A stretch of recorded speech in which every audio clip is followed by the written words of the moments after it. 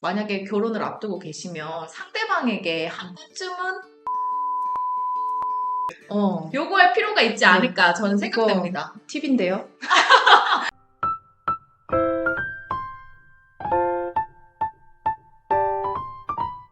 안녕하세요. 이김의 변호 이민정. 김희경 변호사입니다.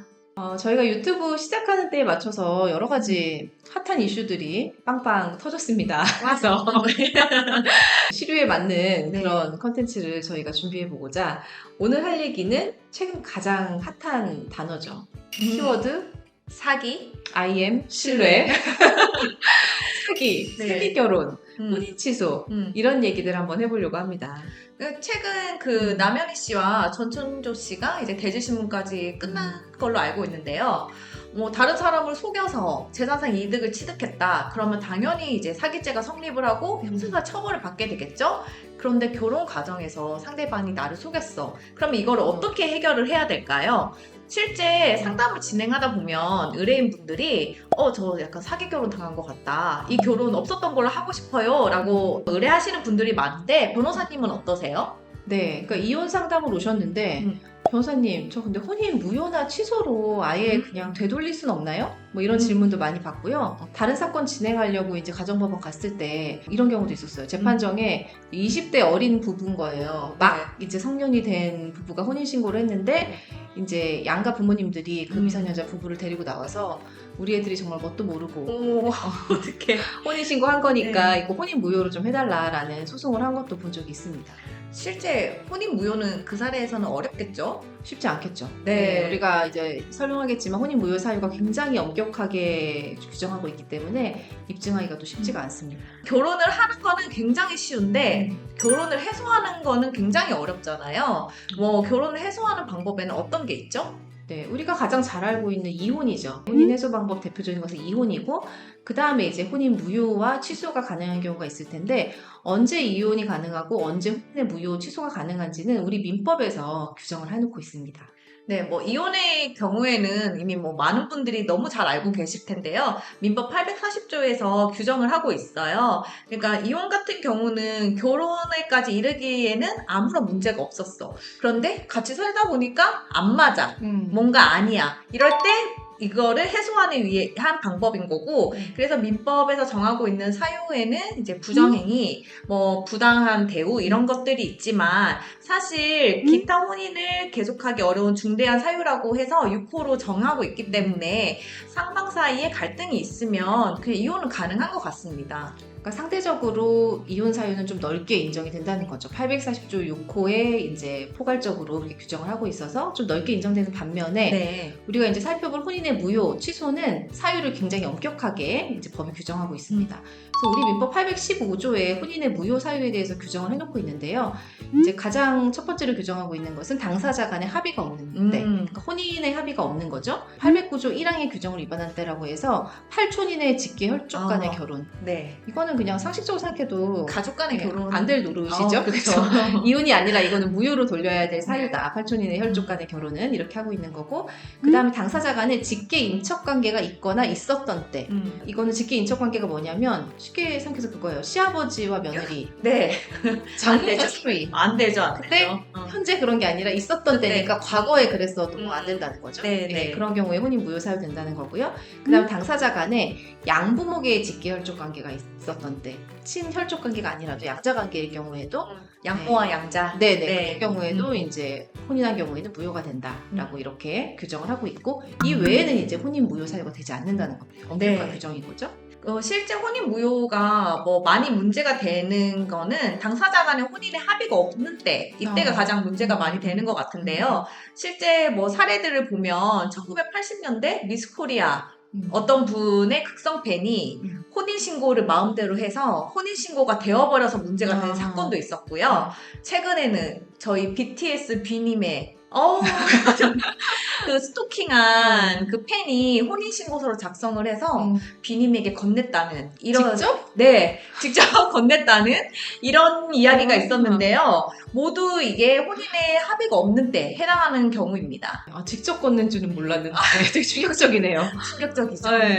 놀라셨겠어요. 그런 이제 사례들이 있고 또 실무에서 종종 이제 혼인 무효가 인정되거나 뭐 아니면 혼인 무효를 주장하는 사례들을 본다면 최근 이제 국제 결혼이 굉장히 많이 늘어나고 있습니다. 그래서 이제 원만하게 혼인 생활 잘 하시는 국제 결혼하신 부부들이 이제 더 많지만 일부의 경우에 혼인을 할 때부터 혼인을 하기 위한 의사로 혼인 신고를 한 것이 아니라 뭐 국적 취득이라던가 그런 다른 목적으로 혼인의 의사는 없는데 이렇게 혼인 신고를 한 경우가 있을 수 있어요. 이제 이런 경우에는 당연히 그 목적을 달성하면 더 이상 혼인 관계를 유지할 이유가 없는 거잖아요. 그래서 보통 가출하거나 뭐 행방불명되거나 연락이 두절되게 됩니다. 그래서 이런 경우에 이제 배우자 입장에서는 단순히 이혼하기엔 좀 억울한 거죠. 이런 상황에서. 그렇죠. 그래서 혼인의 무효를 구하는 경우가 많이 있고 이때도 굉장히 엄격하게 판례가 판단하지만 혼인 무효가 인정되는 사유가 있습니다. 어떨 때 인정됐는지는 저희가 다음 영상에서 살펴보겠고요. 네. 혼인 취소에 대해서는 민법 816조에서 정하고 있는데요. 결혼 정년기에 도달하지 않았거나 미성년자나 피성년 후견인을 같은 경우에는 법률 행위를 하려면 후견인의 동의가 필요한데 이런 동의를 받지 못한 경우, 또 뭐 중혼인 경우, 네, 그리고 가장 문제가 되는 거는 부부 생활을 계속할 수 없는 악질 기타 중대한 사유가 있었던 거를 알지 못했을 때, 그리고 사기 또는 강박으로 혼인의 의사를 표시를 한 때, 그때 혼인 취소가 가능합니다. 여기서 좀 우리가 생각해볼 문제가 결혼 당시 당사자 일방에게 부부 생활을 계속할 수 없는 악질 기타 중대한 사유가 있으면 취소가 된다고 하는데 네. 그 악질이 대체 뭐냐. 법 규정은 항상 어려워요. 그 법 규정을 악질을 어떻게 해석할 건지, 그리고 중대 사유가 어떤 것까지 중대 사유로 인정을 할 건지, 이런 부분들, 그리고 사기 또는 강박이라고 하는데 어떤 때 그러면은 혼인 취소가 되는 사기 강박이 어느 정도여야 되냐. 이런 것들이 이제 문제가 될 수 있을 것 같습니다. 네. 드디어 이제 사기와 관련된 이야기가 오늘의 키워드. 네, 사기 네. 등장했는데, 취소가 되기 위한 사기는 사실 누구나 작은 비밀을 하나쯤은 가지고 결혼을 하잖아요. 그렇죠. 그 정도는 안 되는 거죠?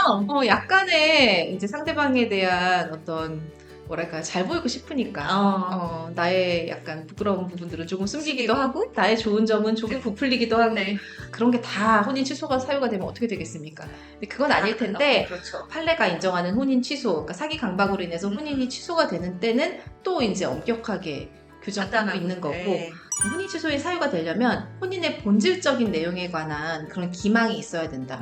그리고 상대방 입장에서는 이 진짜 기망을 안 당했더라면, 상대방이 거짓으로 뭔가를 말했을 때 그 사실을 제대로 알았다라면 정말 혼인을 안 했겠다. 그 정도의 기준은 돼야 된다고 보고 있는 것 같아요. 판례는 이제 저희가 사례를 재밌게 다음 영상에서 준비할 예정이니까 기대해 주시고요. 그리고 그 이혼을 하게 되면 그 책임이 있는 상대방에게 손해배상 청구가 가능한 것처럼 혼인 무효나 혼인 취소의 경우에도 그 책임이 있는 상대방한테 당연히 정신상, 이제 재산상 손해배상 청구가 가능한데요.